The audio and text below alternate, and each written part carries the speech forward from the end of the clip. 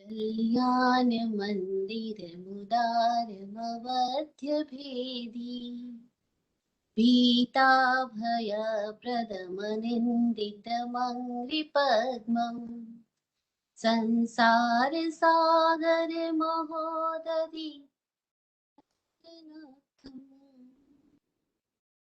चरण।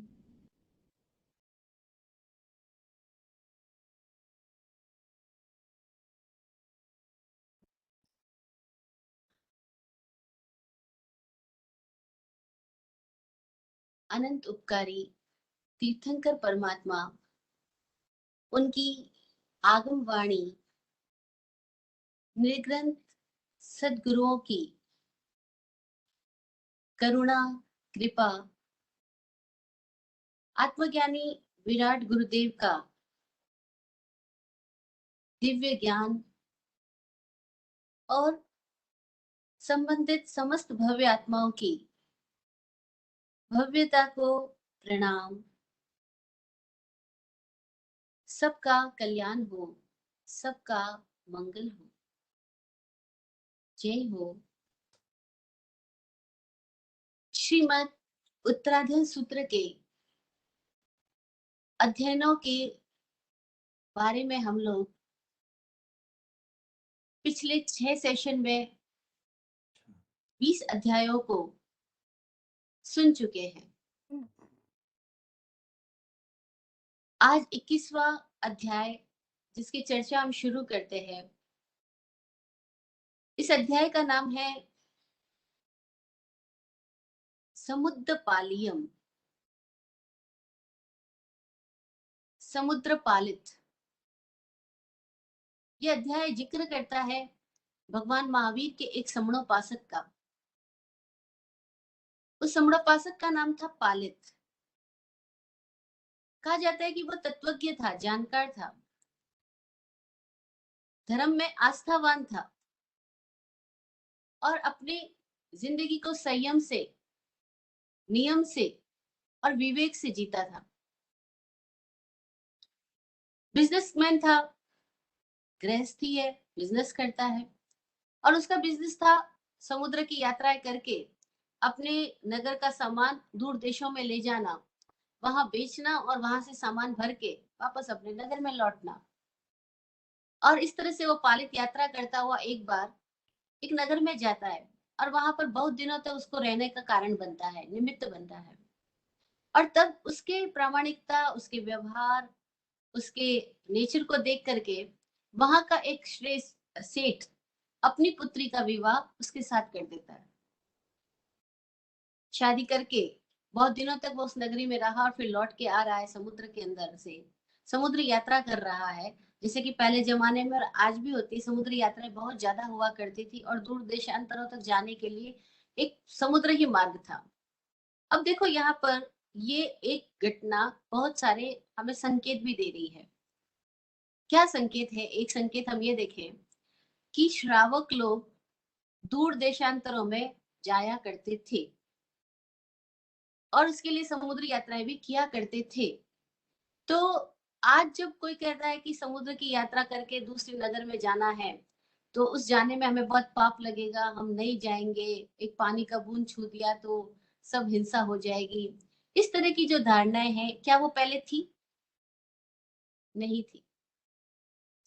ये सारी धारणाएं कालांतर में पैदा की गई है।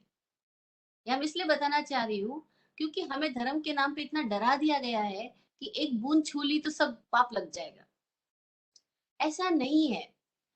पाप का संबंध बाहर की प्रवृत्ति से नहीं, भीतर की वृत्ति से है। और पानी की बूंद छूने से पाप उसको लगेगा जिसके भीतर मलिनता भरी है। हो सकता है उसको कोई छुए तो उसको कष्ट हो, लेकिन जिसके भीतर पवित्रता है उसको अगर कोई वृक्ष भी छुएगा या पानी भी छुएगा या वो पानी को छुएगा या वृक्ष को छुएगा तो पानी और वृक्ष को मतलब किसी भी प्राणी को आनंद होगा, कष्ट नहीं होगा। दिक्कत क्या है? हम लोग अपने आप की भीतर की अवस्था को बदलने की बजाय बाहर की व्यवस्था पर अपने पुण्य पाप का टीकाकरण कर देते हैं। पुण्य पाप का संबंध बाहर की व्यवस्था या क्रिया से नहीं, भीतर की अवस्था और भीतर की समझ से है। तो ये बात मैं इसलिए यहाँ जिक्र ले रही हूँ क्योंकि आज भी कितने ही पढ़े लिखे लोग हैं, लेकिन वे लॉजिकली सोचने के लिए तैयार नहीं है। बस उन्होंने एक धारणा पकड़ ली है कि पानी को छू दिया तो कष्ट, पेड़ को छू दिया तो हिंसा। नहीं, हिंसा नहीं हो रही है। हिंसा तो भीतर में है, तो किसी को भी छुओगे तो होगी और नहीं छुओगे तो भी होगी। और हिंसा भीतर से समाप्त हो जाए और वो संभव है। बाहर की दुनिया में अहिंसा संभव नहीं, भीतर की दुनिया में अहिंसा संभव है। महावीर ने जब कहा अहिंसा संयमो तवो, तो वहां अहिंसा का अर्थ था आत्म स्वभाव। आत्म स्वभाव में जीने वाला व्यक्ति क्या समुद्र यात्रा नहीं कर सकता? क्यों नहीं कर सकता? कर सकता है। वो कर रहा है तो पालित, वो समणोपासक है। माना वो उस अलग तरह की मर्यादाओं में जी रहा है, वो समणोपासक है, बिजनेसमैन है। और वो बिजनेस करता हुआ अब समुद्र की यात्रा करते हुए लौट रहा है। और कहते हैं रास्ते में ही, मतलब बीच समुद्र में ही उसकी पत्नी ने पुत्र को जन्म दिया। तब उस पुत्र का नाम रखा गया समुद्रपाल, क्योंकि समुद्र में पालित का बच्चा हुआ। तो पालित का बेटा समुद्र में पैदा हुआ है, समुद्र के बीच में, इसलिए उसका नाम रख दिया गया समुद्रपाल। यानी जो नाम रखे जाते हैं उनके पीछे भी कोई ना कोई अक्सर कारण रहता है, कोई भाव रहता है, कोई अर्थ रहता है। और कितने ही लोग बिना अर्थों के नाम भी रख देते हैं, लेकिन पहले जमाने में नाम रखने के पीछे भी कोई ना कोई घटना, विशेषता या उसके पीछे कोई उद्देश्य, कोई रुचि रहा करती थी, इसलिए उनको गुण निष्पन्न नाम कहा जाता था। खैर, अब वो जो पालित है आ, अपने घर लौट चुका है। उसका पुत्र धीरे धीरे बड़ा हो गया है और पुत्र की शादी भी हो गई है। मजेदार स्थिति में पुत्र रह रहा है क्योंकि बहुत अमीर परिवार है। और एक दिन वो अपने भव्य भवनों में रहता हुआ क्या देखता है, खिड़की से एक दृश्य देख रहा है बाहर का। और वो देख रहा है कि बाहर चौराहे पर बहुत सारे लोग आ रहे हैं, जा रहे हैं। इतने में वो उसके सामने एक दृश्य आता है कि एक किसी अपराधी को राज कर्मचारी, उस जमाने में राज कर्मचारी बोलेंगे, आज हम पुलिस बोलते हैं, तो किसी अपराधी को राज कर्मचारी लेकर के जा रहे हैं। और उसको पूरे लाल कपड़े पहनाए गए हैं, उसके सिर पर और गले में लाल कनेर की माला, लाल कनेर के फूल डाले गए हैं। और घोषणा की जा रही है कि इसको अब फांसी दी जाएगी। इस तरह से वे वधिक लोग लेके जा रहे हैं उसको फांसी देने के लिए। ये घटना बहुत सारे लोग देख रहे हैं क्योंकि चौराहे पर से गुजर रहा है वो आदमी तो। लेकिन हर कोई जो दृश्य देखता है, दृश्य चाहे एक हो, लेकिन दृष्टि तो सबकी भिन्न भिन्न है। अब वो पालित जो दृश्य देख रहा है, देखते देखते उसकी भीतर कुछ ऐसी स्थिति पैदा होती है कि वह अपनी चेतना को उस अपराधी की चेतना के साथ समानुभूति के तल पर आ जाता है। समानुभूति मतलब उसके भीतर एक इम्पैथी पैदा होती है। It is not sympathy, it is empathy. यानी वो दूसरे को अपने अनुरूप देखता है, खुद के साथ एक दिखता है, अलग नहीं देखता है। अब ये बड़ी मजेदार बात है कि अगर हमारे हृदय में पवित्रता और करुणा है और हम द्रवित है, द्रवित है मतलब इमोशन, जिसको आज हम इमोशनल बोलते हैं, उसको हम द्रवित बोलते हैं शास्त्र की भाषा में। अगर हम थोड़े भी द्रवित है तो हमें दूसरों का दुख दर्द जो है वो अपने भीतर एकात्म रूप से महसूस होगा। अब इसी का नाम अनुकंपा है। अनुकंपा का मतलब होता है जो उसमें कंपन हो रहा है वही हमारे में कंपन हो रहा है, अनुरूप कंपन हो रहा है, दिट इज कॉल्ड अनुकंपा। तो वो अनुकंपा उसके भीतर पैदा होती है और वो समानुभूति के तल पर आता है।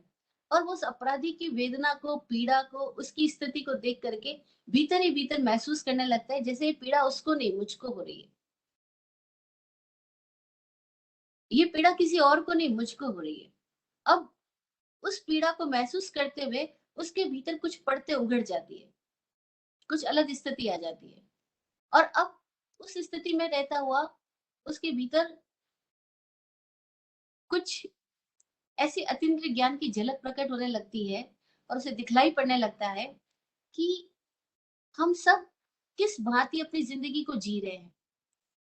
हमारे शुभ और अशुभ कर्म तो उदय में आएंगे और तब हमारी स्थितियां क्या होगी। और जैसे ये अपने अशुभ कर्मों का फल पा रहा है, ऐसे मेरे भीतर भी तो अशुभ कर्म है। और क्या जब उनका फल आएगा तब ये सारी व्यवस्थाएं, ये सुख सुविधा के साधन मुझे रोक सकेंगे? नहीं, नहीं, ये सब कुछ भी काम नहीं आएंगे।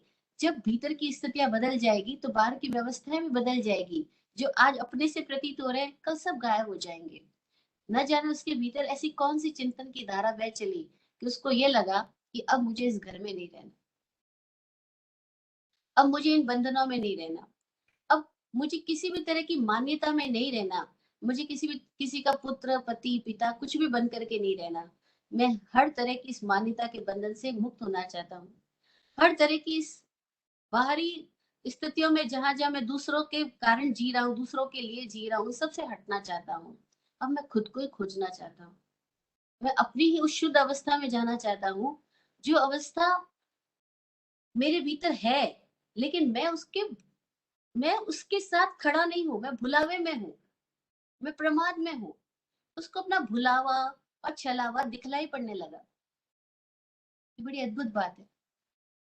हमको अपना भुलावा और छलावा दिखलाई पड़ने लग जाए कि हम सब किस भुलावे में जी रहे हैं, यानी किस इल्यूजन में जी रहे हैं, किस छलावे में जी रहे हैं, यानी क्यों अपने आप को चीट किए जा रहे हैं, बस माने जा रहे हैं कि हम इनके हैं, वो हमारे हैं।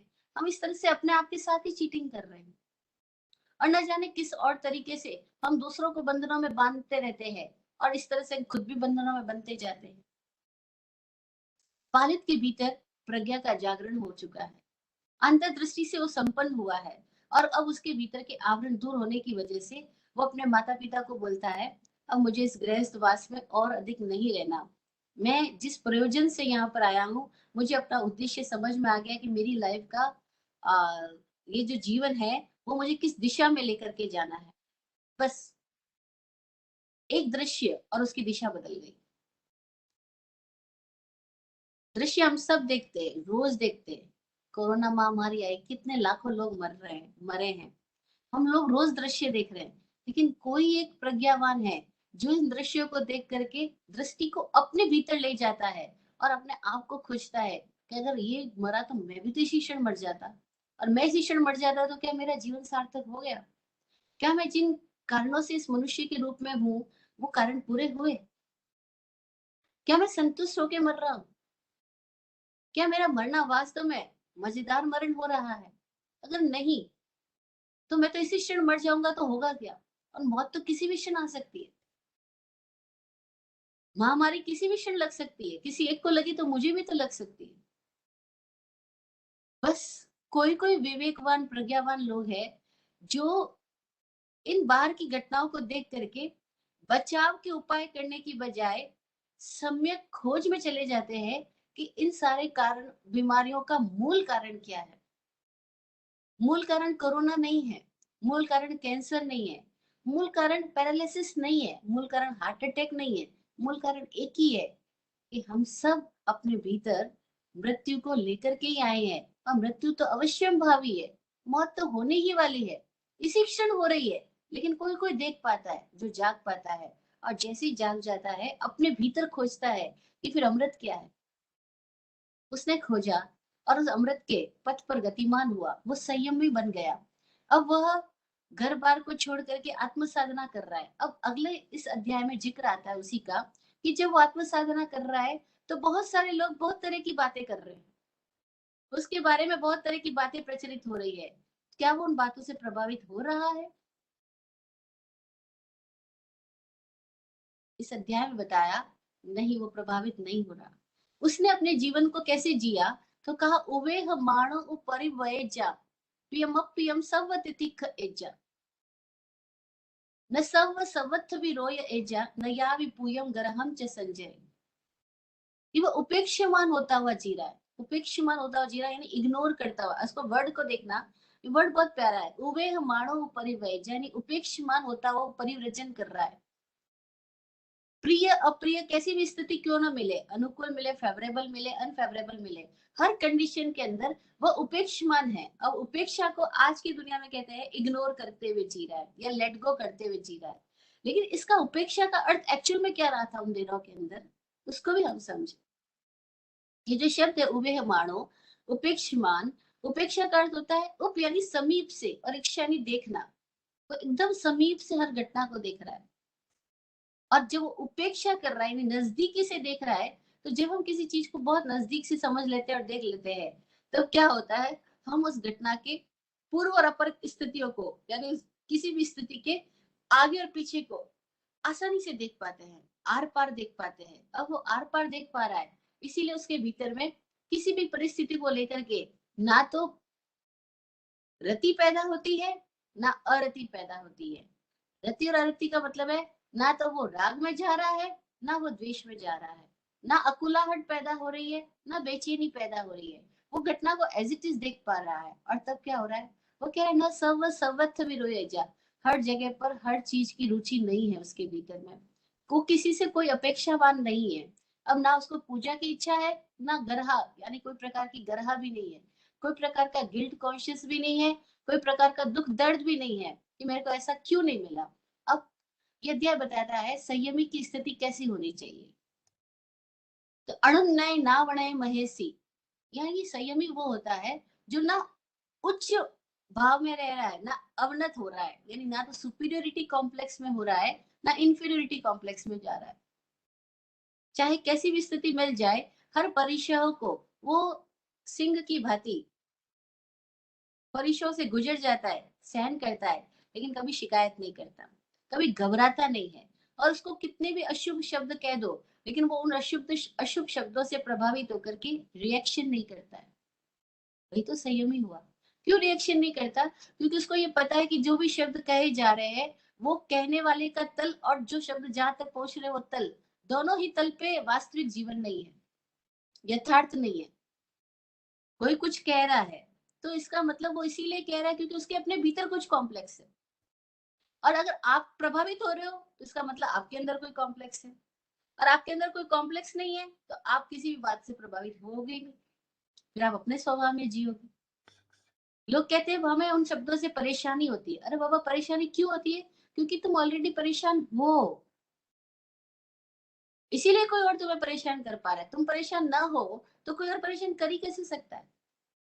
ये हमारा चुनाव है कि हम परेशानी ले लेते हैं, मोल ले लेते हैं परेशानी। क्यों ले लेते हैं? क्योंकि हमारे अपने भीतर बहुत सारे कॉम्प्लेक्सेस है, बहुत सारी कामनाएं हैं, बहुत सारे दुख दर्द हमने इकट्ठे कर रखे हैं, और अपनी इमेज को लेकर के हम बहुत ज्यादा पकड़ बना के बैठे हैं, तो हमें पास बहुत परेशानियां होती हैं।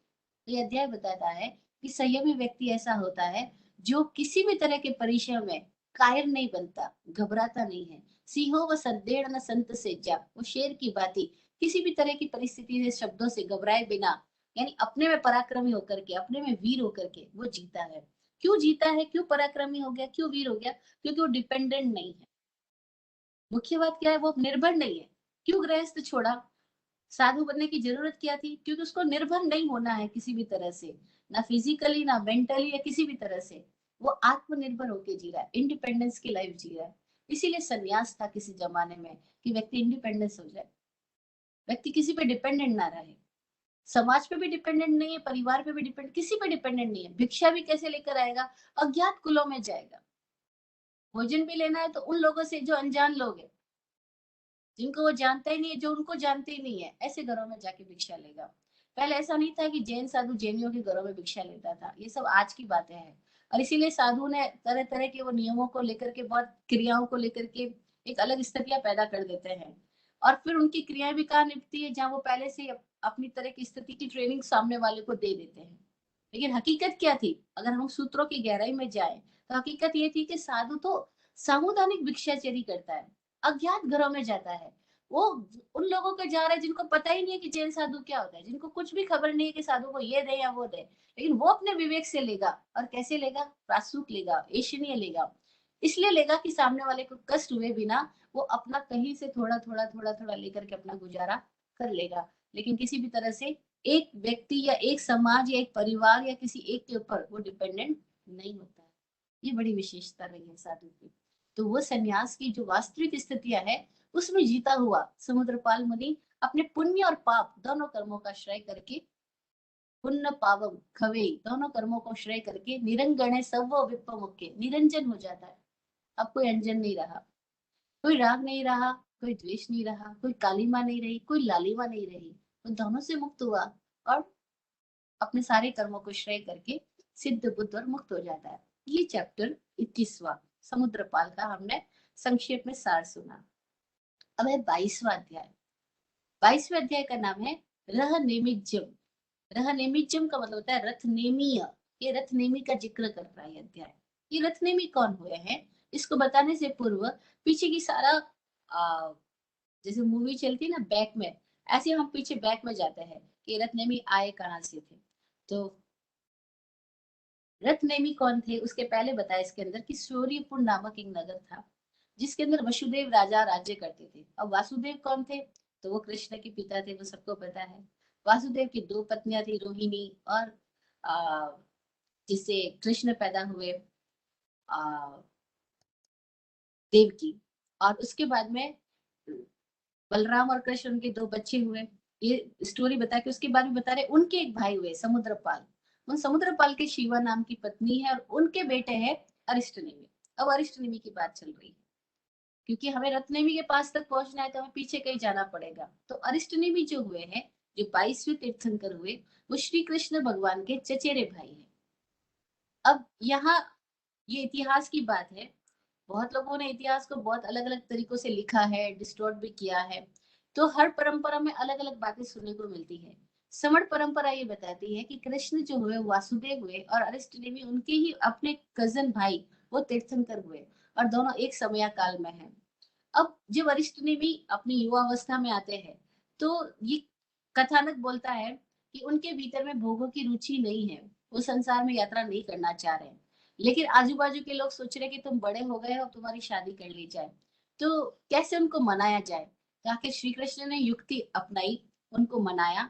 और फिर श्री कृष्ण ने उनके लिए एक लड़की देखी, वो राजकन्या है जो देखी गई है, उसका नाम राजीमती है। और वो राजीमती एकदम श्रेष्ठ कुल और श्रेष्ठ संस्कारों से युक्त और अपने भीतर विवेक को जगा करके जीने वाली एक सुंदर लड़की है। उसको देख करके कृष्ण को लगा कि ये अरिष्टनेमी के लिए योग्य होगी। विवाह का प्रस्ताव जा चुका है, विवाह की तैयारियां हो चुकी है और अब अरिष्टनेमी की बारात जा रही है राजीमती के साथ विवाह करने के लिए। जब अरिष्टनेमी रास्ते में है तो कहानी ऐसा कहती है कि रास्ते में चलते हुए वो अपने रथ पे बैठे हैं और सारथी से सवाल करते हैं कि ये इतनी ज्यादा आवाजें चीखने चिल्लाने की कहाँ से आ रही है। सारथी बोलता है कि बाड़े में पशु बंद किए गए हैं और ये सारे जानवर चीख चिल्ला रहे हैं कि क्यों, क्योंकि इन सबको आज मारा जाएगा और इन सबका मांस पकेगा और वो मांस सारे बारातियों को परोसा जाएगा। क्योंकि ये क्षत्रिय कुल परंपरा है और क्षत्रियों के अंदर मांस खाना बिल्कुल उनका पारंपरिक भोजन रहा है।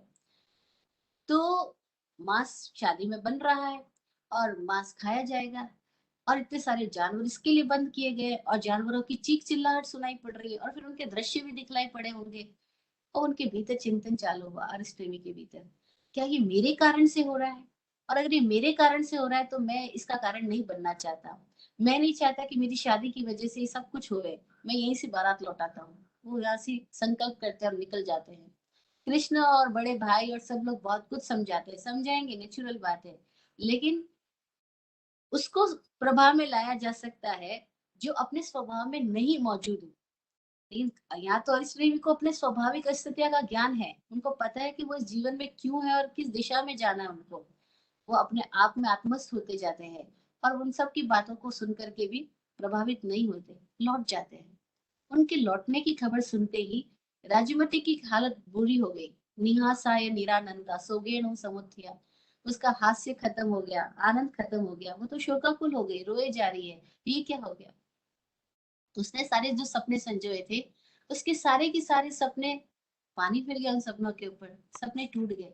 और सपने होते ही इसीलिए हैं, सपने टूटने के लिए तो होते हैं। बस टूट जाए उसके बाद हम फिर नए नए सपनों में ना जाए तो बड़ी बात है। अन्यथा तो हर आदमी का एक सपना टूटता है, उसे साथ ही वो नए दूसरे सपने में चला जाता है और सपने के सपने में चला जाता है और न जाने कितने सपनों के जाल में हम सब जीते चले जाते हैं। लेकिन राजीमती का सपना टूट गया तो राजीमती के भीतर एक संकल्प पैदा हुआ कि मैंने तो भीतर से उनको पति मान लिया है, अब जिस पद पे वो जाएंगे उसी पद पे मैं जाऊंगी। बहुत लोगों ने समझाया दोबारा शादी कर लो, मतलब कोई और किसी और के साथ शादी कर लो, और उसी टाइम के अंदर रत्नेमी का नाम आया। क्यों नाम आया? क्योंकि अरिष्टनेमी के वो छोटे भाई है रत्नेमी। तो पहले जमाने में पति के छोटे भाई को देवर कहा जाता था, और देवर शब्द का अर्थ होता था दूसरा वर, द्विवर। एक्चुअल वर्ड था द्विवर, यानी दूसरा वर। कि अगर किसी कारणों से युद्ध में पति मर गया है या कोई हो गया है, तो जो उसका छोटा भाई है उसके साथ विवाह हो जाया करता था। इसीलिए उसको द्विवर कहा जाता था, कि सेकंड वर है, देवर है। तो रत्नेमी ने अपना प्रपोजल आगे रखा राजीमती के पास जाकर के, कि मैं शादी करना चाहता हूँ तुम्हारे साथ में। रत्नेमी की प्रपोजल को राजीमती ने ठुकरा दिया। उसने कहा मुझे नहीं करना शादी, क्योंकि मेरी शादी तो हो चुकी, मैं उनकी पत्नी हो चुकी, मेरी तरफ से मैं उनकी पत्नी हूँ और मेरी शादी हो चुकी, इसलिए तुम इस तरह की किसी भी कल्पना में मत पड़ो। रत्नवी को बहुत बुरा लगा, क्योंकि राजीमती जैसी सुंदर कन्या को कौन नहीं पाना चाहता होगा। राजीमती जैसी सुशील कन्या को कौन नहीं पाना चाहता होगा। लेकिन यहाँ तो दाल गली नहीं रत्नवी की, वो लौट जाता है। लेकिन उसके भीतर एक फांस चुभी रह गई है, भीतर एक कांटा चुभ गया है। बस ऐसे ही तो हम सबके भीतर कितने सारे कांटे चुभ जाते हैं। कभी प्यार के कांटे, कभी नफरत के कांटे। लेकिन हमारे सबके दिलों के अंदर वह तरह के कांटे चुभे रहते हैं, और वही कांटे हमें सालते रहते हैं, वही पीड़ित करते हैं। और हकीकत में देखो तो वही कांटे हमारी सारी बीमारियों का कारण बन जाते हैं। कांटों का सही तरह समय पे निदान नहीं किया गया, उनका शल्य नहीं किया गया। शल्य का मतलब होता है ऑपरेशन करना। उन कांटों को ऑपरेट करके निकाला नहीं गया, उनकी शल्य चिकित्सा नहीं हुई, विशल्यीकरणम नहीं हुआ, तो ये कांटे कितनी गहराई तक जा करके कितनी तरह की उलझने पैदा करेंगे, ये इस अध्याय में बताया जा रहा है। अब क्या हुआ, कहानी है सारी, वृत्तांत है, और ये कहानियां हमें कई तरह की समझ देती है, कई तरह की प्रेरणाएं देती है। इधर भगवान अरिष्टनेमी तो लौट चुके हैं। वे लौट करके कहानियां कहती है घर में गए, लेकिन घर में नहीं गए, वो तो चले गए गिरनार पर्वत पर। और गिरनार पर्वत क्योंकि वो उसी प्रांत में है उस समय में, वहां पर जाकर के वे ध्यानस्थ हो जाते हैं, मुनि बन गए हैं, मौन में और ध्यान में प्रविष्ट हो गए हैं। और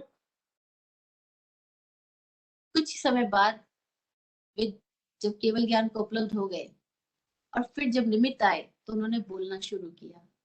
उनकी वाणी सुन करके बहुत सारे लोग योग और तप के मार्ग पे गतिमान होने लगे। वे विचरण करते हुए जब राजीमती की नगरी के पास आते हैं, राजीमती को पता लगा कि वे ज्ञान को उपलब्ध हो गए हैं और अब देशना देते हैं। राजीमती भी उनकी शरण में चली जाती है और प्रव्रज्या अंगीकार कर लेती है, दीक्षा ले लेती है। राजीमती बहुत सारे साधवियों के ग्रुप के साथ अब रह रही है। एक रात की बात, एक शाम की बात है, वो भगवान के दर्शन करने के लिए पर्वत पर जा रही है, और मार्ग में अचानक भयंकर तूफान और बारिश आ गई है। बारिश में सब गीले हो गए, वो भी भीग गई है। अब वो भीग जाती है तो अपने बचाव के लिए किसी गुफा में प्रवेश कर जाती है। गुफा में जाकर के वो अपने गीले कपड़ों को उतार करके वहां जैसे ही देखती है कि सामने रत्नेमी ध्यान में बैठा है, और रत्नेमी का ध्यान भंग हो चुका है।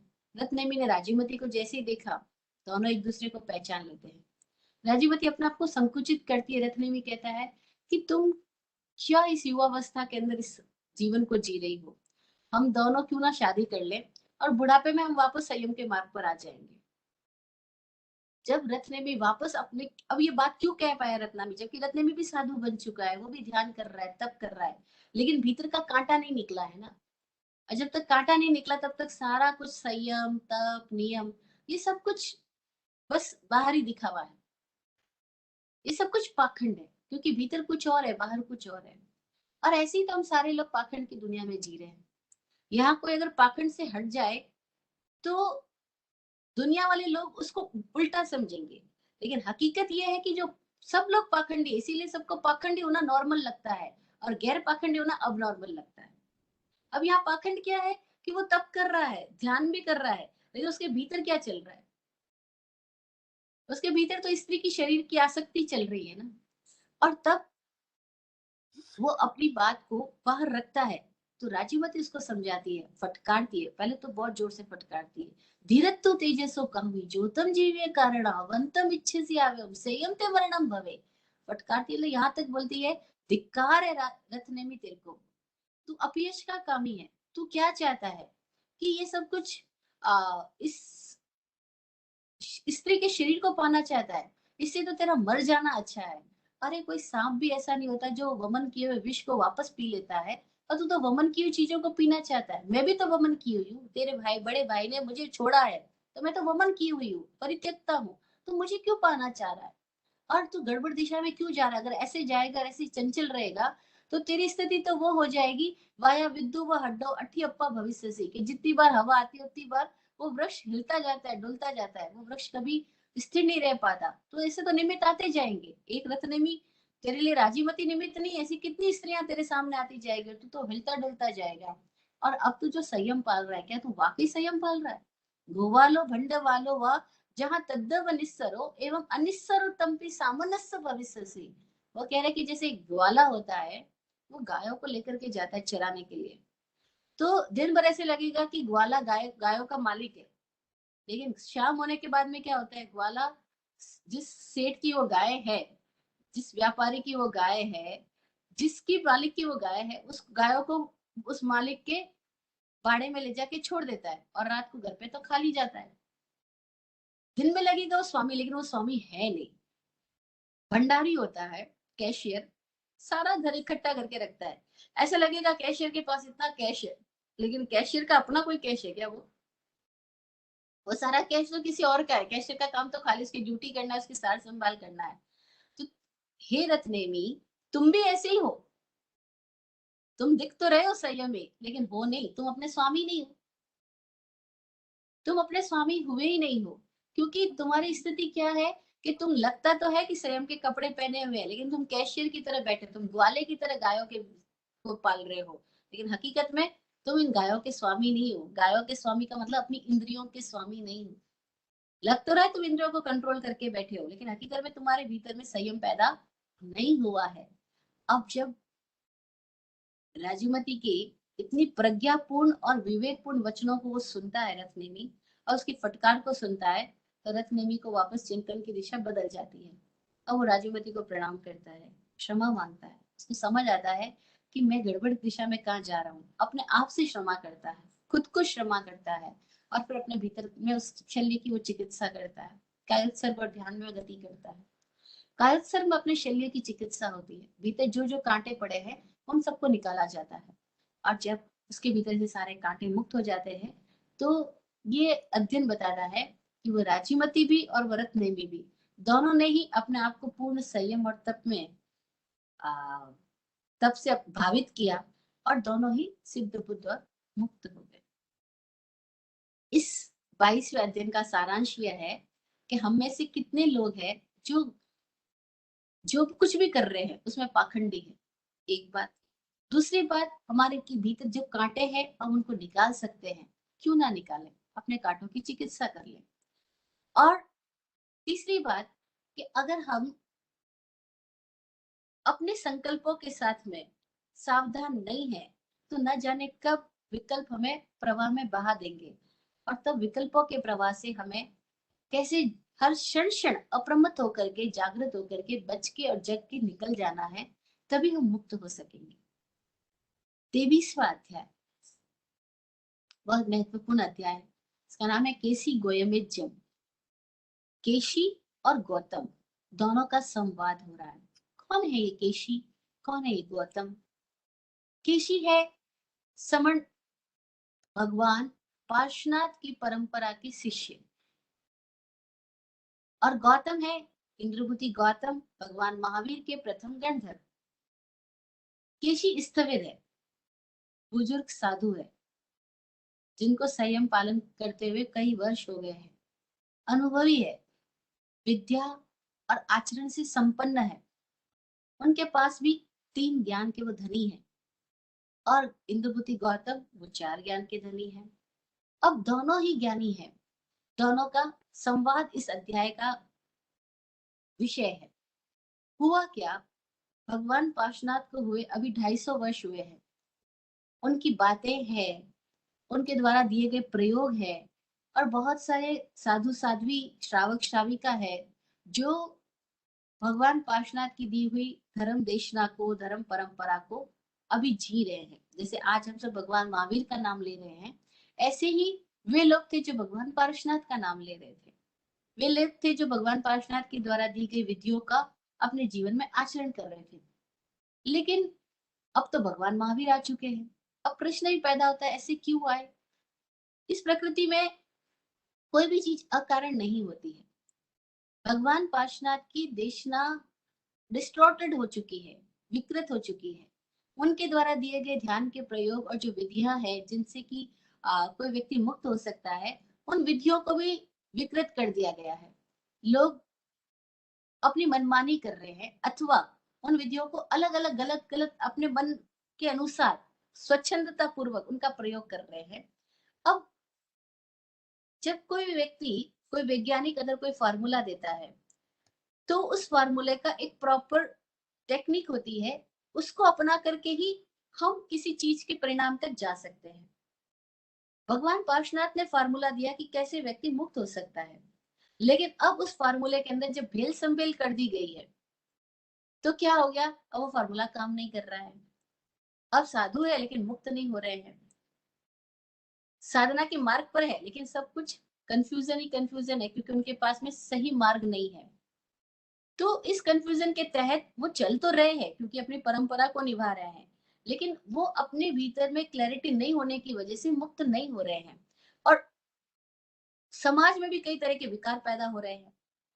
इन सारी स्थितियों के बीच में, यानी अंधेरे में ही सूर्य प्रकट होता है। अब बाहर सारा अंधेरा हो रहा है, धर्म के क्षेत्र में सारा अंधेरा व्याप्त है। जो पार्श्वनाथ ने कहा था वो फिर गलत मिस इंटरप्रिटेड हो गया, जैसे अभी महावीर की वाणी मिस इंटरप्रिटेड चल रही है। हम सब लोग महावीर ने जो एक्चुअल महाव्रत बताया, महावीर ने जो एक्चुअल मार्ग बताया, महावीर ने जो फार्मूला बताया, आज उस फार्मूले के साथ हम नहीं जी रहे हैं। सबने अपनी अपनी मान्यताएं बीच में घुसेड़ दी है। तभी तो इतनी सारी संप्रदाय, इतने भेद प्रभेद, और हर एक साधु को देखो तो कोई एक साधु शायद मिल जाए जो एकदम स्वस्थ हो, आत्म स्वभाव में स्थित हो, प्रतिष्ठित हो। बाकी तो हर कोई स्वाभाविक नहीं है, स्वभाव में प्रतिष्ठित ही नहीं, बेचैन है। लेकिन अपनी बेचैनियों को लेकर के थोड़े लोग हैं जो जागरूक होकर अपनी बेचैनियों को हटाने के लिए सत प्रयास कर रहे हैं, सत पुरुषार्थ कर रहे हैं। बाकी लोग उन बेचैनियों के साथ जो कार्य कर रहे हैं उसमें वे सत पुरुषार्थ नहीं कर पा रहे। क्यों नहीं कर पा रहे? क्योंकि उनके पास में सही विधि नहीं है, विधि का विज्ञान नहीं है। और विधि अगर मिल भी जाए तो उस विधि को सही तरीके से जीने के लिए उतनी क्लैरिटी, उतनी ईमानदारी और उतना साहस, उतना पुरुषार्थ नहीं कर पा रहे हैं। इसीलिए हम देख रहे हैं कि पूरे समाज की क्या स्थितियां बन रही है, सारे साधु समाज की, साध्वी समाज की, हर जगह की। अब क्या हुआ, दोनों का सहयोग ऐसा होता है कि एक ही नगरी में दोनों का आगमन हो गया। केशी कुमार का भी, वो भी अपने शिष्यों के संग के साथ में, सिंगाड़े के साथ में श्रावस्ती में आए हैं। और इंद्रपति गौतम भी अपने शिष्यों को साथ में श्रावस्ती नगरी में आ गए। अब दोनों अलग अलग स्थानों पे ठहरे हुए हैं, एक कोई एक उद्यान में, कोई दूसरा उद्यान में है। अब दोनों के साधु भिक्षाचर्य के लिए गांव में जाते हैं कि नगरी के बाहर उद्यान होते थे और उन उद्यानों में साधुओं का ठहरना होता था पहले जमाने में। आज की तरह नगरी के बीच में उपाश्रय स्थानक जैसे होते वैसे नहीं होते थे, वो नगरी के बाहर रहा करते। भिक्षा दिन में एक ही बार लेते थे, इसीलिए एक बार भिक्षा लेने के लिए गांव में जाते थे, शहर में जाते थे। अब शहर में दोनों तरह के साधु आ रहे हैं और बातें चल रही है, अरे भाई ये भी समण है और ये भी समण है, जिसको आज हम जैन कह रहे हैं। तब जैन शब्द प्रयोग में नहीं आता था, तब समण ही शब्द प्रयोग में लाते थे। भाई ये भी समण है, ये भी समण है, ये भी निर्ग्रंथ है, ये भी निर्ग्रंथ है। फिर क्या कारण है कि एक तो दिगंबर चल रहे हैं और एक पंचरंगी कपड़े पहन रहे, अलग अलग रंग के कपड़े पहन रहे हैं। फिर क्या कारण है कि एक तो चातुर्याम की बात कर रहे हैं, एक पंच महावृत की बात कर रहे हैं। समाज में बातें चल रही है, अस्वाभाविक है। आज हर जैन परिवार में जो यंग जनरेशन है उनके इस तरह के क्वेश्चन होते ही है कि मम्मी एक मारा साहब आते तो आप ये करते हो, दूसरे आते तो ये करते हो। और ये सारे मारा साहब की अलग अलग विधियां हैं। कोई कहता है राख का पानी लेंगे, कोई कहता है गर्म पानी लेंगे, कोई कहता है पोछे का पानी लेंगे, कोई कहता है बिजली को छू दिया तो पाप हो गया, कोई कहता है सेल की घड़ी टच कर दी तो गरसूस्ता हो गया। तो बच्चे सब कंफ्यूज है, वो कहते हैं यार ये प्रॉब्लम क्या है, इनको समझ, हमें कुछ समझ ही नहीं आता। कोई हमारा साहब तो फोन भी यूज कर रहा है और कोई हमारा साहब जरा सा टच कर दिया तो सारा घर ही वो असूस्ता करके चले जाते हैं। तो कितने सवाल पैदा होते हैं। ये बातें खाली मैं अमेरिकन के लिए नहीं बोल रही, क्योंकि वहां तो कोई ऐसे साधु नहीं जा रहे, इसलिए इस तरह की कंफ्यूजन नहीं है। लेकिन यहाँ इंडिया में तो बहुत है। तो ये सिर्फ कंफ्यूजन घर घर में है। और मम्मी पापा भी बेचारे क्या जवाब दे, वो कहते भाई ये फला परंपरा है, फला परंपरा है, फला समुदाय, फला समुदाय। तो कहते हैं जब ये है ही सारे जैन साधु तो इतनी सारे भेद प्रभेद क्यों है? क्यों है? क्योंकि सबकी मान्यताएं अलग अलग है। और मान्यताएं अलग अलग क्यों है, इसका कारण हम इस अध्ययन में खोज रहे हैं। अब यहाँ क्या हुआ कि जब दोनों परंपरा के अलग अलग साधु जब विचरण कर रहे हैं गांव में, तो गांव भर के लोगों में सवाल पैदा हुए। और खाली गांव भर के लोगों में ही सवाल नहीं पैदा हुए, इनके शिष्यों के भीतर भी सवाल पैदा हुए कि भाई हम भी जब मुक्ति के मार्ग के लिए हम भी संयम के पथ पर है और ये भी है, तो फिर हम दोनों में अंतर क्या है? और दोनों एक ही परंपरा के। वो बोल रहे पार्श्वनाथ के बाद की बात है, महावीर जो आ रहे हैं वो उसी समण संस्कृति से, उसी समण परंपरा से आ रहे हैं, क्योंकि भगवान महावीर के जो माता पिता थे वे पार्श्वनाथ भगवान के फॉलोवर थे, वो पार्श्वनाथ भगवान की मान्यता वाले थे। तो उनके घर में भी समण संस्कृति रही है। तो ये तो स्पष्ट था कि समण परंपरा में है, फिर ऐसा भेद क्यों है? अब इस भेद का निराकरण कैसे किया जाए? तो बहुत सुंदर बात ये पैदा हुई वहां पे कि इंद्रभूति गौतम ने सोचा कि क्यों ना केशी भगवान से बात की जाए। और केशी भगवान के भीतर भी ये था कि क्यों ना इंद्रभूति गौतम के साथ संवाद किया जाए, क्यों ना परिचर्चा की जाए, क्यों ना संगोष्ठी का आयोजन हो, हम लोग आपस में मिले और बैठ करके बातचीत करें। कितनी अच्छी बात है। अगर कभी कोई भेद नजर आता है, कहीं कोई कंफ्यूजन क्रिएट होता है, तो तरीका तो यही है कि बैठ के संवाद किया जाए। स्वामी जी कहते हैं या तो समझ लो या समझा लो। भाई संवाद से समझ, या तो हम समझ लेंगे या हम समझा देंगे, दो बातें हो सकती है और इसी क्लैरिटी आ सकती है। लेकिन अगर हम अड़ गए, ना तो समझने को तैयार ना समझाने को तैयार, किसी बात को पकड़ के अड़ गए, तो संवाद होगा ही नहीं, विवाद हो जाएगा और कोई प्रकार का हल निकलेगा ही नहीं। अब चूंकि केशी कुमार पार्श्वनाथ भगवान की परंपरा के है, पार्श्वनाथ भगवान की परंपरा ज्येष्ठ परंपरा है, इसीलिए इंद्रभूति गौतम भगवान केशी को मिलने के लिए, स्थविर केशी भगवान को मिलने के लिए उनके स्थान पे जाते हैं। ये बात पूरे समाज में फैल चुकी है। पूरी नगरी के जिज्ञासु लोग, रुचि करने वाले लोग वहां पे पहुंच गए हैं। बहुत बड़ा एक सम्मेलन जैसा आयोजन हो गया, और खाली ये नगरी के लोग ही नहीं आए, देव दानव गंधर्व, बहुत सारे अदृश्य प्राणी भी वहां पर मौजूद है इस समागम को देखने के लिए। और अब परिषद जम गई है, बातचीत चालू हुई है। गौतम स्वामी ने प्रणाम किया केशी श्रवण को। केशी श्रवण ने गौतम स्वामी को कहा कि चाउ जामो यजो दमो जो इमो पंच सिखियो देसियो बद्ध माणेन पासेण य महामुनि एक कज्ज पवन नाणम विशेषे किन्नु कारणम धम्मे दुविय मेहावी। कह रहे हैं कि भाई ऐसा क्या बात है, जब दोनों ही धर्म दोनों ही आत्मा की मुक्ति के लिए है, तो फिर दो धर्म क्यों बताए गए? ऐसा क्या कारण है कि पार्श्वनाथ ने चार याम धर्म बताया, महावीर ने पांच याम धर्म बताया? ऐसा क्या कारण है कि पार्श्वनाथ ने सचेलक धर्म का, सचेलक यानी कपड़े सहित, और महावीर ने अचेलक धर्म की बात कही? तो ऐसे कंफ्यूजन पैदा हो रहा है। आप प्रज्ञावान हो, शुद्ध संपन्न हो, क्या आप मेरे संशय का समाधान करेंगे?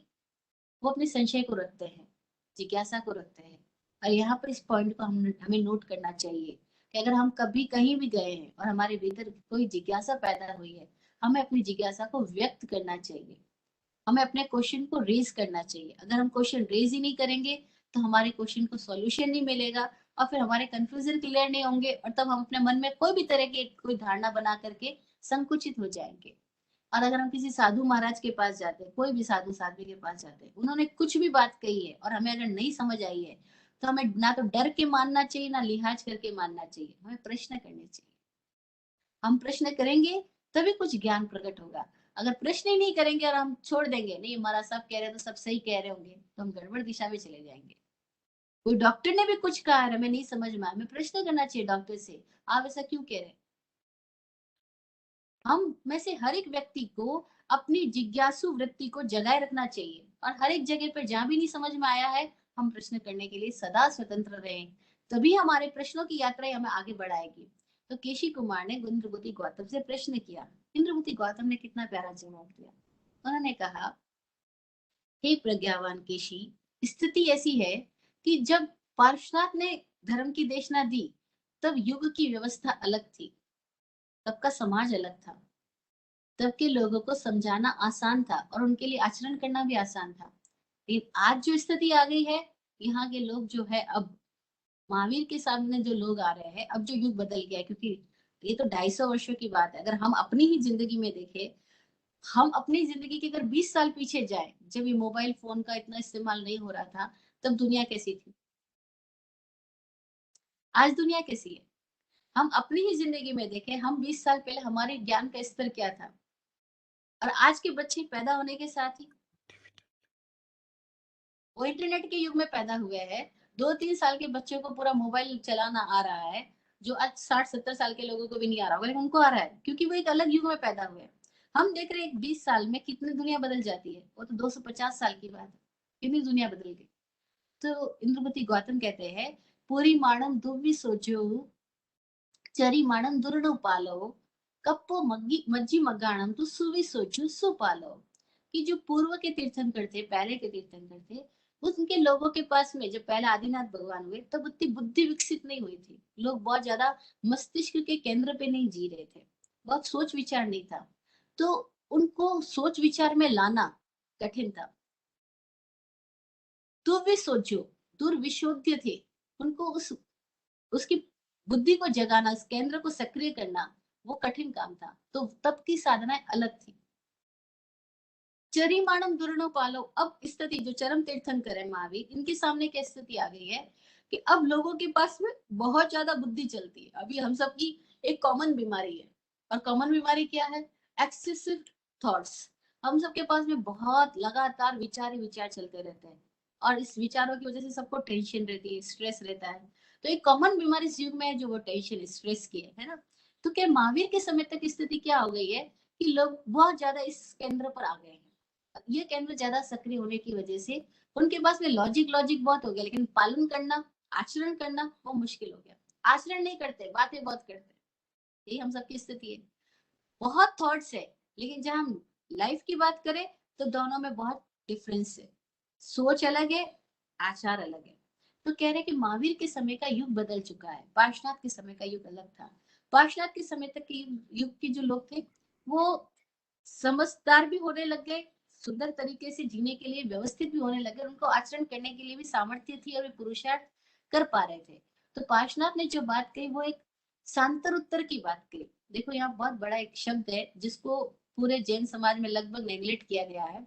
इस शब्द को समझने की आवश्यकता है कि पार्श्वनाथ ने जो धर्म की व्यवस्था दी, वो संतर उत्तरे थी, और महावीर ने जो धर्म की व्यवस्था थी वो अचेलक रही। दोनों में क्या फर्क है?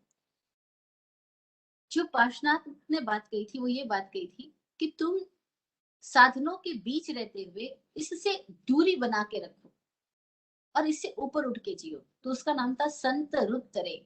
संत रुत्तरे का मतलब था कि साधन साथ है, फिर भी अंतर बनाया हुआ गैप है, और उससे आप ऊपर उठ के हो, यानी उससे आप डिटेच हो, यानी जैसे कीचड़ में कमल है। तो पार्श्वनाथ ने ऐसी बात जब कही थी, तो उनके समय के जो साधु साध्वी थे, वो हर वक्त विहारचर्या में रहते हो ऐसा नहीं था। वो मठ बना के आश्रमों में रहते थे। जैसे गौतम बुद्ध के हम देखते हैं, उनकी व्यवस्था में विहार, जगह जगह विहार बने हुए हैं। ऐसे ही पार्श्वनाथ के समय में भी जगह जगह विहार, धाम, मठ ऐसे हुआ करते थे, और साधु साध्वियां एक स्थान पर भी रहा करते थे। और उनके भिक्षाचरी के तरीके अलग थे, आज की तरह भिक्षाचरी नहीं थी। अब वो जो व्यवस्थाएं थी, उन व्यवस्थाओं में विकृति पैदा हो गई। क्या विकृति पैदा हुई? कि एक स्थान पर रहने का कारण ये था कि ज्यादा से ज्यादा समय ध्यान और अपने साधना में जा सके, कायोत्सर्ग और ध्यान की साधना कर सके, सामायिक में रहे, नॉन डूइंग स्टेज में रहे। लेकिन यहाँ उल्टा हो गया। अब वहां तो कई साधुओं के बच्चे पैदा हो गए, समाज में अलग अलग बातें चालू हो गई। तो महावीर ने क्या किया? महावीर ने कहा, एक तो एक स्थान पे नहीं रहना, लगातार विहार करते रहना, और जिस भी जगह पे ज्यादा परिचय हो गया, जैसे लगा 7 दिन में परिचय बढ़ गया, वहां से आगे बढ़ जाओ। परिचय नहीं करना, महावीर ने बिल्कुल परिचय करने को मना किया। गृहस्थों से परिचय नहीं करना। तो ये जो अंतर बताया, तो इंद्रभूति गौतम कह रहे हैं कि वो इसलिए बताया गया है क्योंकि तब के युग के लोग अलग थे, आज के युग के लोग अलग है। और तीर्थंकर जो होते हैं, वो स्वयं सत्य को उपलब्ध होने के बाद उस सत्य को अभिव्यक्त करते हैं, और अभिव्यक्ति जो होगी, एक्सप्रेशन जो होगा, वो तो युगीन होगा, यानी कंटेम्प्रेरी होगा। कोई भी तीर्थंकर कोई भी ज्ञानी पुरुष कंटेम्प्रेरी बात करेगा, तभी तो वो ज्ञानी है, तभी तो वो लोगों के लिए हेल्पफुल हो सकेगा। अगर आज हम बैलगाड़ी की बात करेंगे, बैलगाड़ी से चलो तो कितना गड़बड़ हो जाएगा। आज सब लोग फ्लाइट से चल रहे हैं, बैलगाड़ी की युग में चले जाए तो उल्टा पुल्टा हो जाएगा। अच्छा, आज अगर हम 2500 साल पुराना नक्शा लेकर के चले कि उस नक्शे पे हम यात्रा करेंगे तो गड़बड़ हो जाएगी, क्योंकि सड़कें बदल गई है, मार्ग बदल गए हैं। हमें आज के मार्ग के अनुरूप चलना पड़ेगा। आज हम 2500 साल पुराने की व्यवस्था में नहीं चल सकते। ये बात क्लैरिटी होना बहुत जरूरी है। और पर आज भी साधु साध भी वही कर रहे हैं, जो गड़बड़ी पार्श्वनाथ भगवान के साधु कर रहे थे, वही गड़बड़ी महावीर भगवान के साधु कर रहे हैं। वे पार्श्वनाथ भगवान के साधु क्या गड़बड़ी कर रहे थे, वो 250 वर्ष पुरानी नक्शे पे चल रहे हैं और उसमें तो गड़बड़ी पैदा हो चुकी है। तो महावीर ने क्या दिया, नया नक्शा दिया। Mahavir was a genius person, वो तीर्थंकर, वो वैज्ञानिक है आध्यात्मिक जगत के। उन्होंने नया मार्ग दिया है। तो उन्होंने नया मार्ग दिया तो क्वेश्चन उठना स्वाभाविक है पार्श्वनाथ के शिष्यों में कि भाई जब दोनों ज्ञानी है तो अलग अलग बातें क्यों कह रहे हैं, अलग अलग व्यवस्थाएं क्यों दे रहे हैं। इसलिए दे रहे हैं क्योंकि आज की बीमारियां अलग है। जैसे आज जब कोरोना आई तो कोरोना की दवाई पैदा हुई, है ना। लेकिन जब कोरोना था ही नहीं तो क्या उसकी दवाई हो सकती थी क्या? नहीं हो सकती थी। और जब कोरोना रहेगा ही नहीं तो क्या हम उसकी डोज लेंगे क्या? फिर कोई दवा जब होएगा ही तो बात खत्म हो जाएगी। जैसे कितनी सारी बीमारियां कभी हुआ करती थी, आज नहीं होती है। तो उन बीमारियों के लिए कोई दवाइयां की जिक्र ही नहीं है, मेडिकल शॉप से कोई दवाई नहीं, क्योंकि वो बीमारियां ही नहीं है। तो पार्श्वनाथ के समय की बीमारियां अलग थी, महावीर के समय की अलग है। अब जो वो पूछ रहे कि भाई कपड़ों का क्या कारण है, कपड़े अलग अलग क्यों। बहुत प्यारी बात इंद्रवती गौतम ने कही कि जो कपड़े हैं वो साधना के मार्ग पर साधन की तरह है। और ये साधन जितने भी अपनाए जाते हैं, विन्नानेन समागम धम्म साहण मिच्छियम, कि भगवान ने विज्ञान के द्वारा जान करके, यानी वैज्ञानिक रूप से कि इस समय क्या जरूरत होगी, उसको समझ करके उन्होंने धर्म की साधना के लिए कपड़ों की बात कही है कि अचेलक हो सकता है अथवा सचेलक होना है तो एक वस्त्र दो वस्त्र आदि प्रतिमाओं का वर्णन मिलता है इसके अंदर। तो कहने का मतलब क्या हुआ कि धर्म के जो साधन होते हैं वो भी कंटेम्प्रेरी होने चाहिए, उनके पीछे कोई लॉजिक हो, कोई साइंस है तो उसकी जरूरत है, साइंस नहीं तो क्या बात है। वो साइंस चेंज हो जाएगी अगर व्यवस्था बदल गई, युग बदल गया, सोच बदल गया है, तो अब वैसे साधनों की जरूरत नहीं है। तो तीर्थंकर कपड़े दे रहे हैं, कपड़े मना भी कर रहे हैं। पार्श्वनाथ ने कपड़े पहनने को बोला, कोई भी पहने, लाल पीला, कोई दिक्कत नहीं थी। महावीर ने बिल्कुल मना किया, या तो पहने नहीं, अगर पहनना है तो श्वेत कपड़े। ये सब बातें क्यों कह गई, क्योंकि अब युग बदल गया है, अब आदमी की व्यवस्था, उसके दिमाग की स्थितियां सब बदल गई है। फिर कहा कपड़ों की जरूरत क्या है, तो बोला लोगे लिंग पहुयन, लोक में लिंग का प्रयोजन है, क्योंकि समाज कपड़ों से देखता है, कपड़ों से पहचान हो पाती है, खाली पहचान के लिए कपड़े, इससे ज्यादा कपड़ों का कोई प्रयोजन नहीं है। लेकिन हमने कपड़े को ही अपनी चमड़ी बना ली और इस पहचान को ही अपनी वास्तविक स्थिति समझ ली, अब गड़बड़ हो गई। वास्तविक स्थिति कुछ और है, लेकिन हम कपड़ों के साथ बन जाते हैं तो हम सत्य तक नहीं पहुंच पाते हैं। अब वहां भी पार्श्वनाथ के साधु में भी ये तो गड़बड़ी हो रही थी, क्योंकि वो तो कपड़ों में है और महावीर के साधु कपड़ों में नहीं चल रहे हैं। तो दोनों के बीच में कंफ्यूजन हो गया। तो उन्होंने स्पष्ट कहा कि भाई कपड़ों का अर्थ क्या है, पच्चयत्थम च गहनत्थम लोगे लिंग पहोयणम, लोक में लिंग का प्रयोजन है खाली, इससे ज्यादा इन कपड़ों की कोई आवश्यकता नहीं है। फिर आगे बात कही, अब ये तो बाहर की बात हो गई, अब भीतर की बात चालू हुई। अब वो पूछ रहे हैं केशी कुमार, क्योंकि वो स्थविर है, लेकिन उनके भीतर अभी केवल ज्ञान की स्थिति नहीं आई है, तभी तो सवाल है। पूर्ण ज्ञानी को तो कोई सवाल नहीं है, अपूर्ण है, इसीलिए एक सवाल है। उन्होंने सवालों को रखना शुरू किया कि हे गौतम, यहाँ इतने सारे शत्रु है, इन सारे शत्रुओं के बीच में तुम कैसे जी लेते हो? भीतर बाहर चारों शत्रु ही शत्रु, तुम शत्रुओं के बीच में कैसे जी लेते हो? इंद्रमती गौतम ने बहुत प्यारा जवाब दिया। उन्होंने कहा बस एक को जीत लिया तो पांच को जीत लिया, पांच को जीत लिया तो 10 को जीत लिया, और 10 को जीत लिया तो सबको जीत लिया। एगे जिए जिया पंच, पंच जिए जिया दस, दस हाउ जीने ताणु सब सत्तु जीना महा। तो केशी कुमार पूछते वो एक क्या है और वो शत्रु क्या है, और एक को जीतने से सबको कैसे जीत लिया?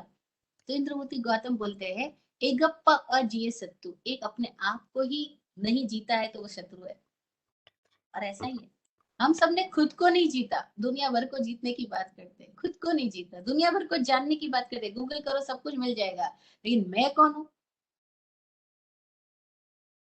मैं कौन हूँ इसको ढूंढने के लिए गूगल थोड़ी किया जा सकता है, वो गूगल में नहीं मिलेगा। तो बोल रहे एक अपने आप को जान लो, बाकी का ज्ञान तो सब गूगल पे अवेलेबल है। वो कह रहे एक अपने आप को जीत लिया, एक गप्पा अजीय सत्तू, एक अपने आप को जीत लिया तो बाद में बाकी सारे इंद्रियों को जीत लिया, कषायों को जीत लिया। और फिर 5 और 10 क्या, एक को जीतने के बाद तो सबको ही जीत लिया जाता है। एक को जान लिया तो सबको जान लिया। अब अगला सवाल वो पूछते हैं कि बहुत भयंकर पाश से बंधा हुआ मुंह, और ऐसे सबको देख रहा हूँ, बहुत पाश से बंधे हुए हैं, उस पाश से कैसे मुक्त हुआ जाता है, तुम कैसे जी रहे हो? तो बुद्धि गौतम बोलते हैं कि मेरे को पता है ये पाश क्या है, और मैं इस पाश को मूल से दूर करके जी रहा हूँ। तो पूछते अच्छा क्या पाश है, क्या बंधन है? पाश यानी बीड़ी, बंधन। क्या पाश है, क्या बंधन है? केशी कुमार सारे रूपक की तरह पूछ रहे क्वेश्चंस। तो इंद्रमती गौतम सारे रूपकों के अर्थ को समझते हुए बोल रहे हैं कि राग दोसा दौ तिब्बा नेह पासा भयंकरा ते जीणित तु जहां नायम वेह रामी अहम मुनि। मैं जानता हूँ राग और दो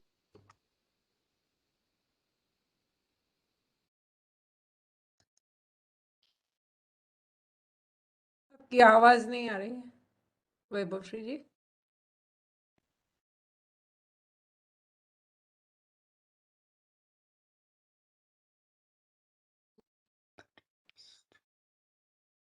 नेह का पाश भयंकर है।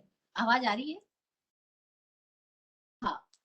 तो हम सब स्नेह से बंधे हुए हैं, और स्नेह से देख ही रहे हैं। हर मम्मी कहती है मेरे को अपने बच्चों से बहुत प्यार है इसलिए बंधा हुआ हूं। बस बच्चों के लिए जी रही हूँ। लेडीज के अक्सर सुनने को मिलता है बच्चों के लिए जी रही हूँ। अच्छा आदमी को बोलो तुम किसके लिए जी रहे हो, बोले परिवार के लिए जी रहा हूँ। पहले एक महिला मिलने के लिए आई, बोलती थी मैं तो पूरी जिंदगी दूसरों के लिए जी रही हूँ। मैंने कहा यही तो गड़बड़ हो रही है भाई, आप खुद के लिए भी जी लो। लेकिन हर को लगता है मैं तो औरों के लिए जी रहा हूँ, मैं समाज के लिए जी रहा हूँ, मैं राष्ट्र के लिए जी रहा हूँ। ये नेह पास ये भयंकर है। बस हम सबकी दृष्टि दूसरों पर है, तब तक पाश है। दृष्टि खुद पे आ गई, पाश से मुक्त हो जाएंगे। ये बात इंद्रबुद्धि गौतम कह रहे हैं कि मैं पाश को समझ पा रहा हूँ। तो अगला सवाल केशी कुमार कहते हैं कि ऐसी लता भीतर में उग आई है जो कि नष्ट किए जा रही, नष्ट किए जा रही है, उस लता से कैसे बचा जाए? तो इंद्रबुद्धि गौतम कहते हैं कि मैं जानता हूं आप किस लता की बात कर रहे हो।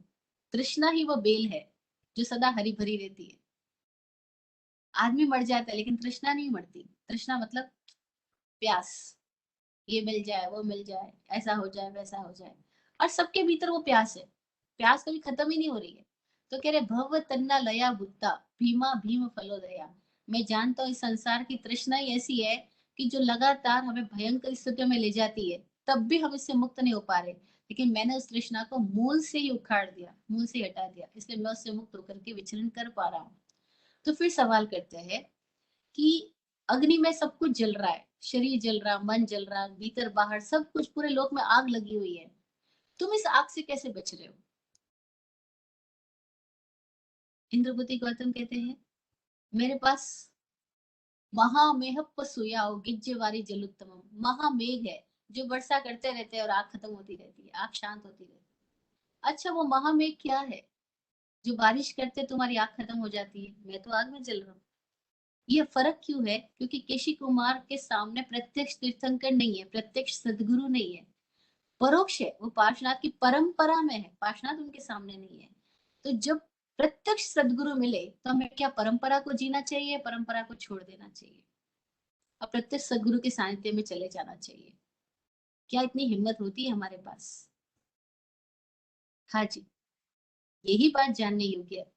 दीक्षा लेकर के अगर हमें प्रत्यक्ष सदगुरु नहीं मिला, उनके सानिध्य में नहीं है, तो हम कितने लोगों को देख रही हूँ, मैं खुद अपने अनुभव से कहती हूँ। मैंने दीक्षा ली, बहुत शिक्षा ली, दीक्षा से पहले भी बाद में भी शास्त्रों का ज्ञान हासिल किया। लेकिन इतने सवाल भीतर ही भीतर की, सब शास्त्र करके क्रिया करके भी आ, शांति तो नहीं हुई, आत्मज्ञान तो नहीं हुआ। तो इस सब का प्रयोजन क्या है? भीतर बहुत सवाल थे। तो जो मेरे शिक्षा गुरु थे, दीक्षा गुरु थे, मैं उनसे सवाल किया करती थी।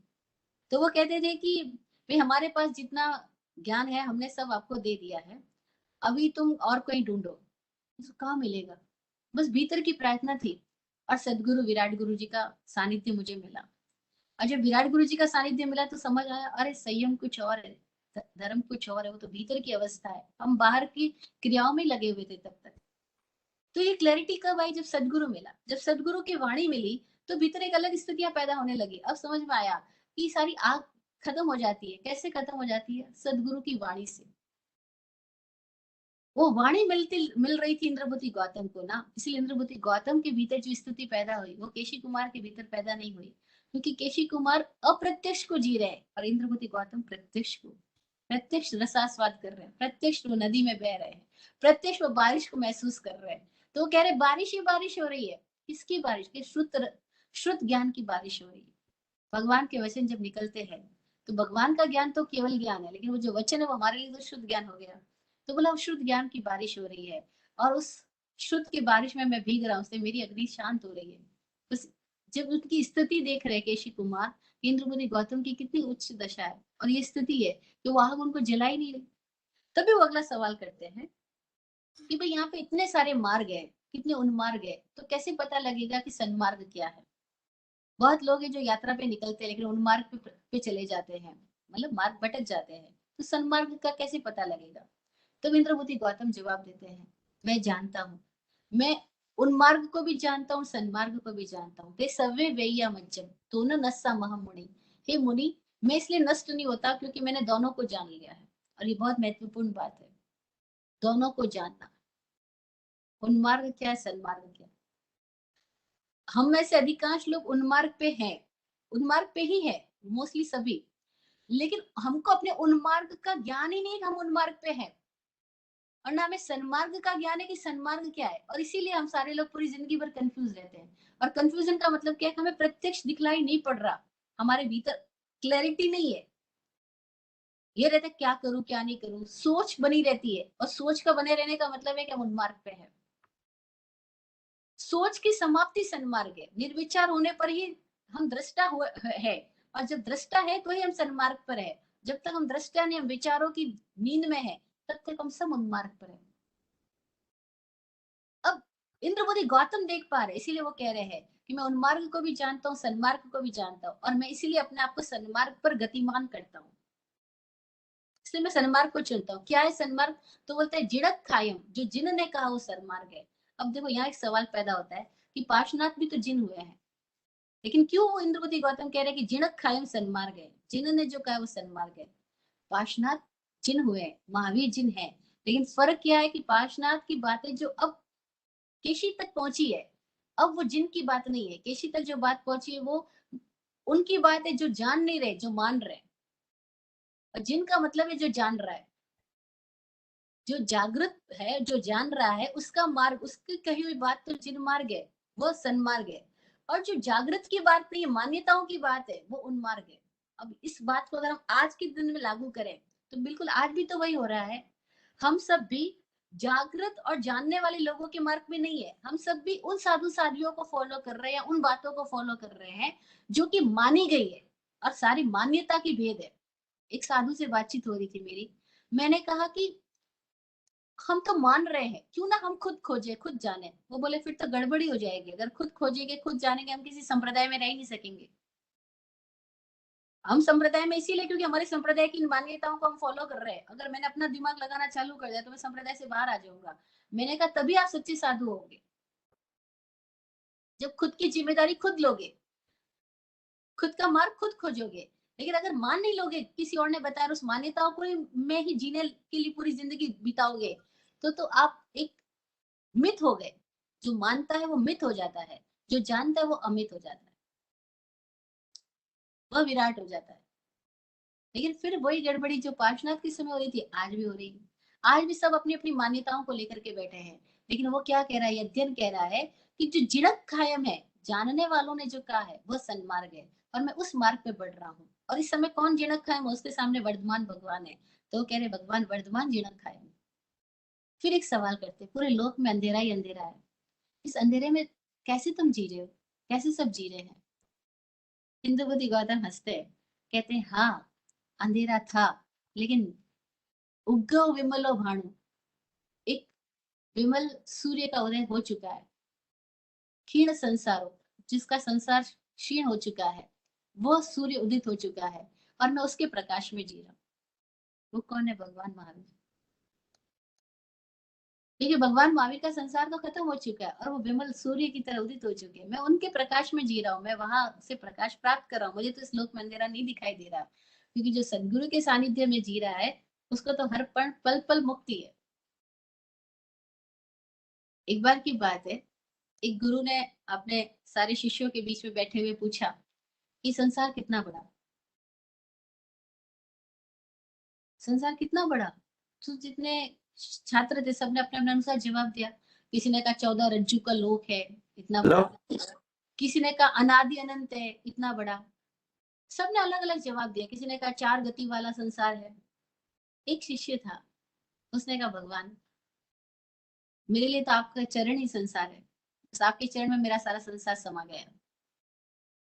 उसका क्या संसार जो गुरु के चरणों में है। कहते आपके चरण में ही मेरा सारा लोक।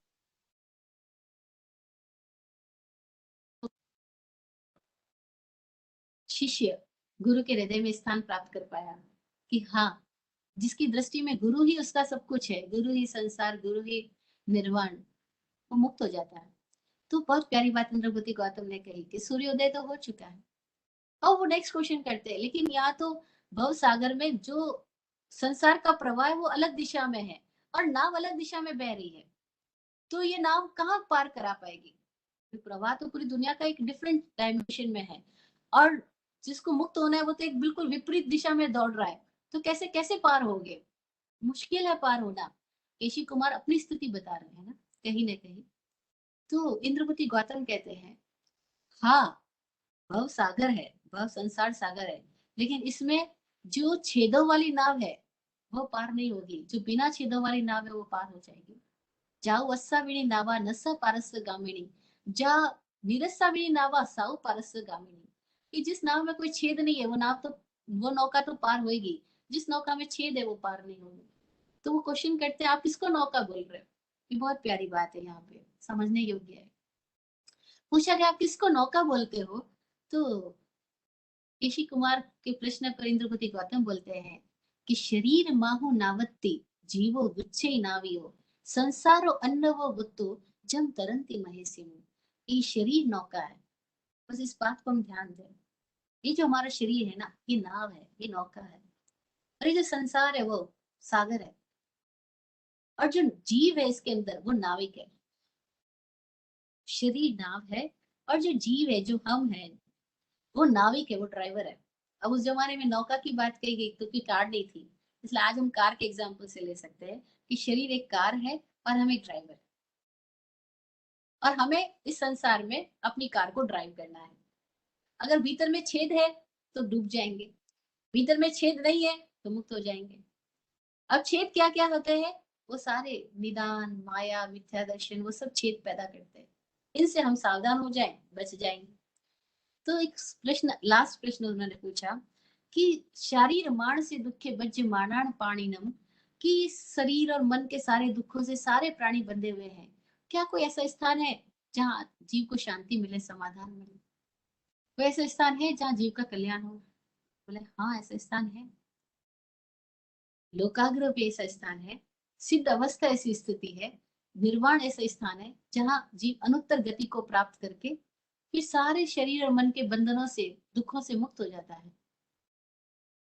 धर्म ऐसा द्वीप है जहां आदमी इस संसार से डूबते हुए से बच सकता है। उस धर्म रूपी द्वीप में यानी अपने स्वभाव में स्थित होकर के जो जीव अपने ही लोक के अग्र में आ गया है, यानी जिसकी प्राण धारा अब नीचे से ऊपर की ओर उठ गई है, जिसकी भीतर की स्थितियां ऊर्ध्वगामी हो गई है, और जो अपने भीतर अचल हो गया है, अपने स्वभाव में अचल हो गया है, मुक्त हुआ है।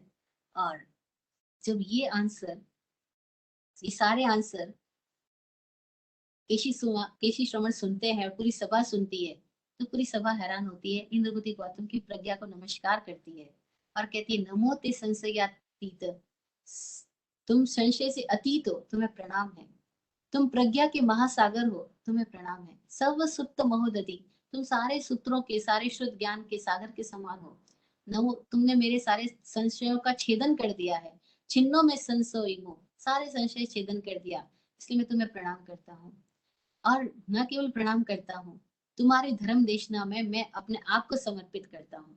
और क्या हुआ केशी कुमार भगवान ने अपने सारे शिष्यों के साथ में भगवान महावीर के धर्म में अपने आप को पुनः दीक्षित किया, पुनः।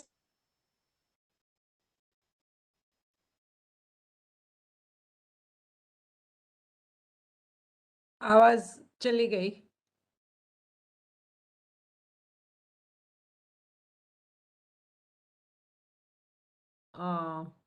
आवाज नहीं आ रही है वैभव श्री जी।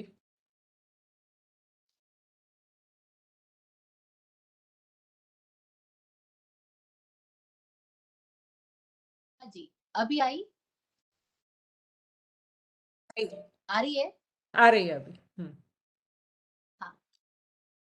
तो केशी कुमार अपने पूरे संघ के साथ भगवान महावीर की परंपरा में दीक्षित हो जाते हैं, समर्पित हो जाते हैं। और सारे दिव्य गति के लोगों के भीतर भी उल्लास है, इधर समाज में भी उल्लास है। और यह अध्ययन में बताता है कि उसके बाद केशी कुमार भगवान भी सिद्ध बुद्ध और मुक्त हुए, जैसे इंद्रपुति गौतम भी हुए। उस जमाने में बहुत सारे साधुओं ने भी और बहुत सारे श्रावकों ने भी भगवान महावीर के संग में आकर के अपने आप को समर्पित किया। और भगवान महावीर की देशना से उनके भीतर भी आत्मबोध जागृत हुआ। आज भी वो भगवान महावीर की देशना और यही प्रश्न फिर से रेलेवेंट है, हम सबको समझा रहे हैं कि हम किस दिशा में जा रहे हैं। हम जानने के मार्ग पे जाएं, मानने के मार्ग पे ना जाएं। हम अपनी शंकाओं को भीतर में ना रखें, उनको समाधान की राह दें। और जो प्रज्ञावान मिलता हो उनके समक्ष अपने प्रश्न रख करके दृष्टि प्राप्त करें। और जब दृष्टि निर्मल हो जाती है तभी हम सिद्ध बुद्ध और मुक्त हो पाते हैं। जय हो।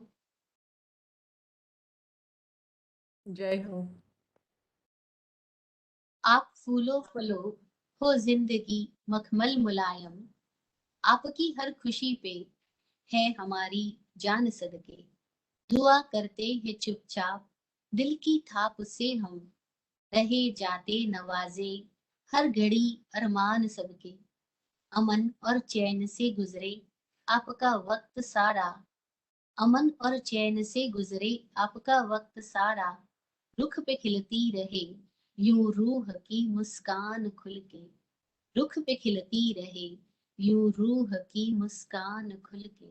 जय हो, सबका कल्याण हो। Thanks to everyone. जय हो। Thank Geeta you. जी, Pravin Shah ji, thank you. Thank you.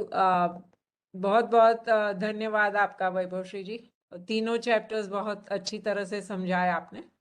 और टू एवरीवन, जैसे वैभव श्री जी ने बताया लास्ट चैप्टर में कि कोई भी प्रश्न, कोई भी जिज्ञासा हो तो ज़रूर हमको उनको पूछना चाहिए और वो हमें जवाब अच्छी तरह से समझा के बता सकेंगे, कोई भी प्रॉब्लम या क्वेश्चन है तो जिस जहाँ से इस मीटिंग का सोर्स आपको मिला है, जैसे अमित भाई से या जहाँ से भी ईमेल मिली है वहाँ ईमेल भेज देना, तो फिर वैभव श्री जी तक आपका प्रश्न पहुँच जाएगा। बराबर वैभव श्री जी? या और फिर आप उसका समाधान हाँ कर जी, हाँ जी, सकेंगे। हाँ कोई भी तो प्रश्न फिर पूछ। Yes yes. आपको और कुछ बताना है तो बता दो, नहीं तो फिर आपका बहुत धन्यवाद मथेण वंदामी फिर से।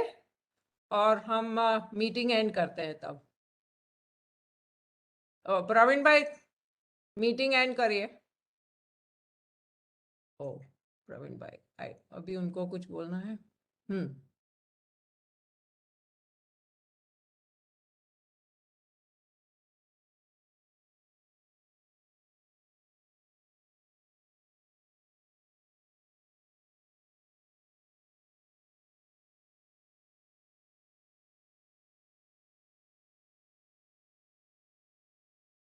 Okay, we are ending the meeting then. Let me check.